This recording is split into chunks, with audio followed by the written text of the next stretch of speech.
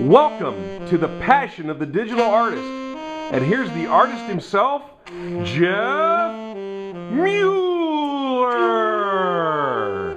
Computer art man. Computer art man. Yes.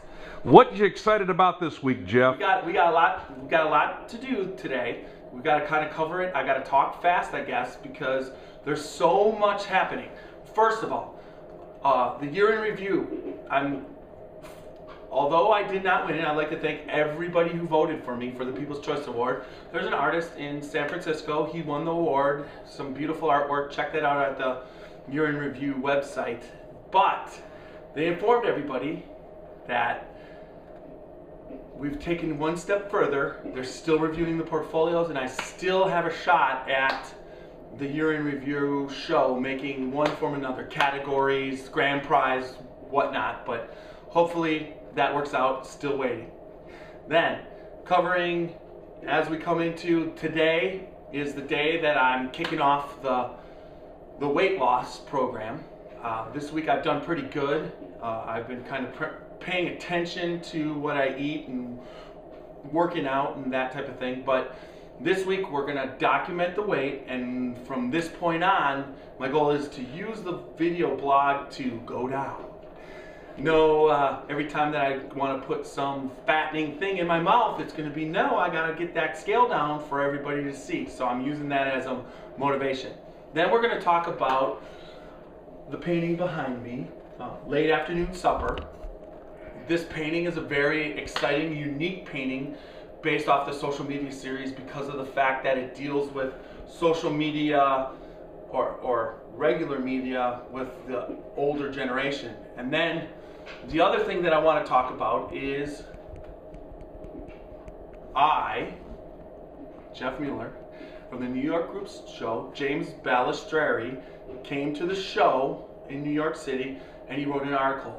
He writes the New York Sea column for American Art Collector magazine, and in his column, it's a very special column. It's been out and it's on my website, so I'll have a link to it on the video blog so you can just go read the article. But I was one of the featured artists. I'm the first piece of artwork in the article, Fresh Market Decisions. He critiques it. He says and describes what I'm trying to do, what Kienga's trying to do. He does it so eloquently and so perfectly in very little words, which is an amazing thing to do. I've been spending pretty much the whole last year trying to figure out how to communicate what I'm doing through my project. And one of the great things about the New York Group show is because Kienga has the same ideas going through her head as far as promoting art, my project has the same ideas as far as creating art. So the two, as far as a marriage, just worked out great. So that article is out. I can't wait. I've already been to the bookstore twice to see if the March edition is out, but it's not. Me and Xavier were there last night after we went out to dinner last night with our wives at the Longhorn Steakhouse. Quite a good steak. Yes, it was. We just had a great time last night. Finished up.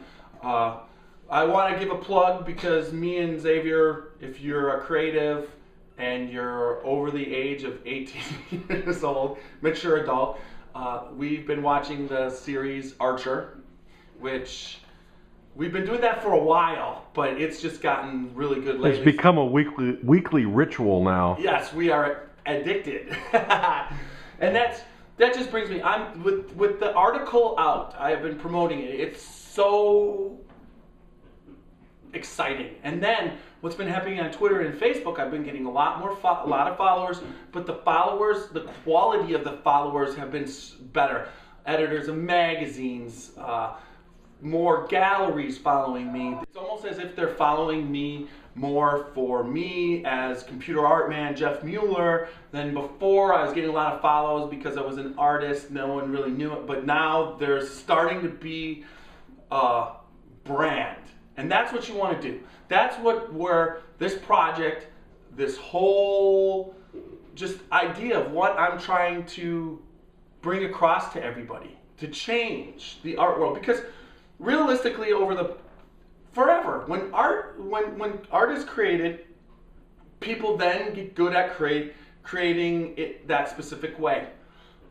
But the first artists are always the famous ones, but then everybody kind of settles into what they're doing, but there's always this knocking down or this rolling forward. It's almost like art is a big, huge, giant snowball. It's right now, it's not about to hit the wall and break apart and scatter everybody. It is picking up steam. But if you're on the front edge where it's hitting the snow and the rocks are flying everywhere, that's the cutting edge of art, and that's where I want to be. It's a tough thing to do with an artist of my age because of the fact most of the people usually cutting down and hitting these boundaries are young people that take chances, not set in their minds haven't been altered. They're being taught, but they're figuring out new ways to use all the tools that are available to them. And that's why it's exciting to me, because I've always felt in my mind that I'm never comfortable. And this particular project, I'm so excited. Things are flying off Things shelves. are flying off the walls. Yeah. This particular project is in my whole life. I've trained for it, but it's something new and different, and I'm on the cutting edge, and I want to be on the cutting edge, and I want to see all those young artists. Like when we were at the show, there was students and new artists, and I love talking to every single one of them. And it's just kind of, you're making this network, and you're talking to the people out there that are on Facebook and Twitter and Tumblr, and these people all know what's happening too. And then you have the back burner, where the people who have been doing things the way they've been doing them, they've been successful, so they don't want to change. But you always force them to change by the new coming in, and it's inevitable. But it's so much fun to be on that part of, right there out in front of the rolling snowball. But I really think we are on the edge, and that's why I'm doing the video blogs. That's why I'm doing this, because I want to show anybody who has a passion for art and what they're doing, how they can promote, brand themselves, and they can get themselves in front of the people they need to get themselves in front of. Whereas before in the past, you actually had to get in front of them, and it was tough to do because they just weren't in front of everybody. They were looking, but there's so many more people that you can get in front of and catch their attention through the social media. So that brings me to late afternoon supper. This is a very special piece to me because of the fact of just what was happening. We had taken my daughter to go visit a college, and we were grabbing a bite to eat about 4:30. It was it's middle of winter. We did it, and we stopped off at this place, and it was right before, it was a Friday night, and this is right before the fish fry crowd hits. And these two ladies, and I don't know, because it looks like a mother and a daughter, but it could be friends, but they were there because you knew that they frequented this restaurant and they liked the food, but they didn't like the crowds. So they were there having a very quiet late afternoon supper. And it was as if while we were there, we were at another table, but they were the only ones in this part of the restaurant, and it was as if they were talking to each other without speech, as if they were communicating through telepathy. So I was able to catch the moment and then magnify the moment, because what I wanted to do is that these two people are being social. They've come out of their house, met each other here, or come together, sat down at the table, ordered their meal, and they're eating dinner. They're not staying secluded. And that's another part of what I'm talking about as far as people going out, no matter what. It's either a large group of people or a very small group of people. But people are always going out and socially communicating with each other. So these two people are out socially communicating, and it's the far end of this other end of the scale on a simple level, whereas some of the other paintings deal with it on the grander case or grander level, where there's big groups of people and people are communicating. This is where they're just two people. And the calmness and I just wanted to catch the serene calmness of what was going on and accentuate it by what else was going on in the room. It's not a loneliness because they're together. And it really, for me, was a very moving painting because of the fact I felt I captured what I wanted to capture out of it. And then I was dealing with all the light issues that were happening, and I really wanted to catch that late 4:30, sun going down, middle of winter feel.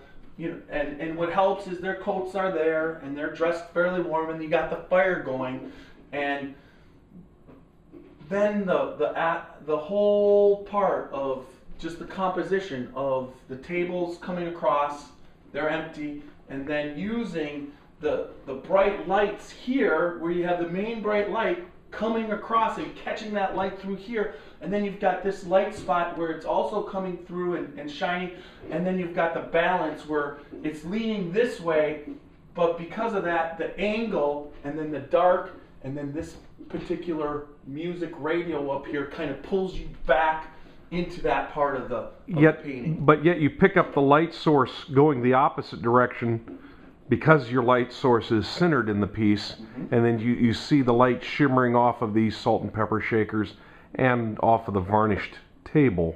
Right. So that probably was, I'm not an artist, but I'm sure that was a difficult piece to get right because of the centered light source. The sun was actually low, shining straight in, hitting here, but my view was here, and it was the lightness of there was reflecting off the table. Right. And I really wanted to capture that feeling, and on this particular piece, I really believe I just get that feeling of two friends having dinner late afternoon in a public place, but by themselves. So that brings us to this part. We are going to weigh in. All right, and now the weigh-in, folks. Now I'm in my bare feet.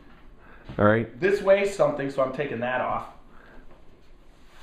And I gotta get down to a t-shirt. This weighs something, because I don't want to. All right, here we go. It's gonna be bad. 262. All right. 262 is winner weight for me, because my ideal weight has been 250. Now, I would like to get down to 230 because that's the weight that I feel that I'll be the healthiest. So I'm looking to lose about 30 pounds. Well, tell the folks how tall you are. Your frame can carry that. I'm 6'4", and I've been actually working out with a Bowflex. So that's been adding a little bit of muscle weight, but then probably should just start eating so that I can cut down. So we'll see what happens to see if this is good enough motivation to make it work, because I'm that kind of, if I have something to focus on, I usually am successful. So let's see where we go from there. Now that just brings us to the end.